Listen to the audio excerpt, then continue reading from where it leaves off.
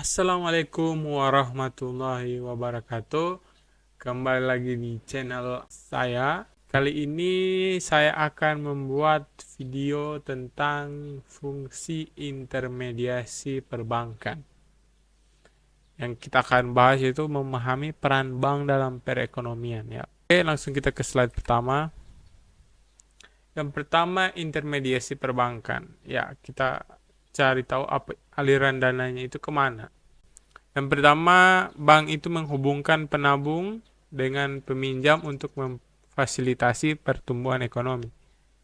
Jadi adanya intermediasi bank ini, dia menghubungkan penabung dengan peminjam. Yang kedua, menyediakan layanan seperti pinjaman, deposito, dan investasi.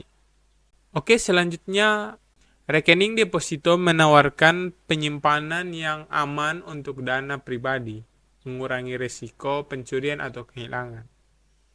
Yang kedua, deposito menghasilkan bunga, membantu tabungan tumbuh seiring waktu, dan memberikan akses mudah ke dana. Asuransi FDIC melindungi simpanan hingga $250.000, memberikan ketenangan pikiran bagi pemegang rekening. Oke, selanjutnya ada proses penciptaan kredit. Jadi bagaimana sih kredit itu ada? Jadi proses penciptaan kredit itu bank menciptakan kredit dengan menawarkan pinjaman kepada individu atau bisnis. Jadi kalau kalian mau membuat usaha seperti misalnya UMKM, kalian bisa meminjam ke bank dengan pengajuan kredit gitu. Selanjutnya ada setiap kali bank mengeluarkan pinjaman, pada dasarnya tersebut adalah menciptakan uang baru. Jadi selanjutnya bank meningkatkan pertumbuhan ekonomi. Ya, manfaat dan kekurangan. Jadi manfaatnya itu ada 3, yaitu bank menyediakan pendanaan penting bagi bisnis untuk berkembang dan inovasi. Selanjutnya ada akses terhadap kredit dari bank dapat mendorong belanja konsumen dan investasi. Yang ketiga, bank memainkan peran penting dalam stabilitas keuangan dan memantau aktivitas ekonomi. Kelemahannya, ketergantungan yang berlebihan pada bank dapat menyebabkan gelembung dan krisis keuangan. Selanjutnya, tingkat utang yang tinggi dapat melemahkan perekonomian dan menciptakan ketidakstabilan. Yang terakhir, bank mungkin memprioritaskan keuntungan dibandingkan tanggung jawab sosial, sehingga menyebabkan perilaku tidak etis. Perbankan itu dia memberikan pinjaman rekening, tabungan, dan pilihan berbagai macam investasi. Ya. Kedua itu ada pertanggungan atau asuransi. Bank juga menawarkan produk asuransi seperti jiwa, properti, dan kesehatan. Oke. Selanjutnya itu kerangka peraturan bagi bank. Jadi peraturan memastikan bank mempertahankan modal yang cukup untuk menutupi risiko.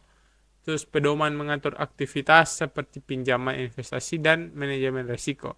Yang terakhir, kerangka peraturan bertujuan untuk menjamin stabilitas dan mencegah krisis keuangan.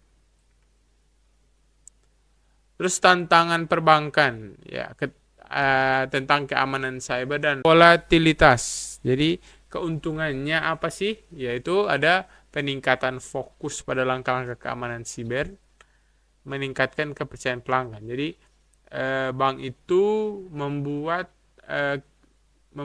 nasabah-nasabah itu merasa aman dengan uangnya disimpan di bank tersebut. Selanjutnya ada volatilitas. Pasar dapat menawarkan peluang investasi dan menguntungkan. Selanjutnya ada beradaptasi dengan tantangan mendorong inovasi dan pertumbuhan di sektor perbankan. Kekurangannya apa sih? Yang pertama itu ada ancaman keamanan siber dapat menyebabkan kerugian finansial dan kerusakan reputasi. Yang kedua adalah volatilitas pasar meningkatkan eksposur risiko dan dapat mengakibatkan kerugian yang tidak terduga. Yang terakhir, beradaptasi dengan tantangan memerlukan investasi yang besar, teknologi, dan pelatihan. Selanjutnya ada dampak teknologi pada bank. Jadi yang merevolusi bank perbankan. Ya. Yang pertama itu ada waktu pemrosesan transaksi yang lebih cepat, meningkatkan pengalaman pelanggan. Yang kedua, layanan perbankan online dan seluler meningkatkan aksesibilitas bagi semua orang. Yang terakhir ada tren intermediasi perbankan di masa depan. Jadi yang pertama itu akan ada digital banking. Jadi penerapan layanan perbankan online dan seluler untuk meningkatkan pengalaman nasabah dan menyederhanakan operasional. Yang kedua ada sustainable finance. Jadi integrasi kriteria lingkungan sosial dan tata kelola atau ESG dalam keputusan investasi untuk mendorong keberlanjutan. Yang terakhir ada innovative technologies. Pemanfaatan AI, blockchain, dan autentikasi biometrik untuk layanan perbankan yang aman dan efisien. Oke, itu saja untuk video kali ini. Nantikan video-video selanjutnya. Sampai berjumpa di video selanjutnya. Wassalamualaikum warahmatullahi wabarakatuh.